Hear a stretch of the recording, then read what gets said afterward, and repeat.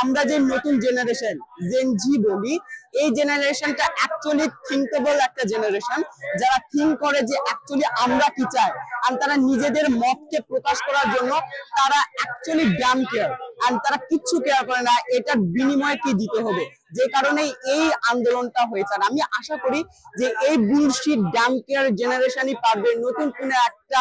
মানে bullshit dam share একটা রাজনীতি দিতে, যে রাজনীতির ময়দান হবে মানুষের ময়দান, যে রাজনীতিটা অ্যাকচুয়ালি প্রকৃত রাজনীতি যেটা আমরা দেখে আসছি, মানে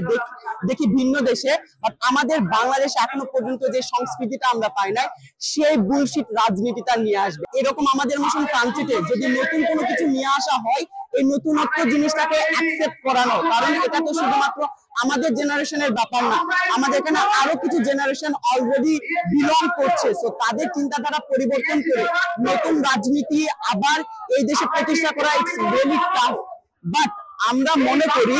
যে যেহেতু আমরা নতুনের কথা বলছি, নতুন রাজনৈতিক বন্দোবস্তের এই ন্যারেটিভটা অলরেডি আমরা সেট করতে পারছি, আমার কাছে মনে হয় যে অনেকটা কঠিনভাবে প্রতিষ্ঠিত রাজনীতির ক্ষেত্রে আমরা দেখছি 18 সালে কিভাবে নতুন নতুন দল এসেছে, এরপরেও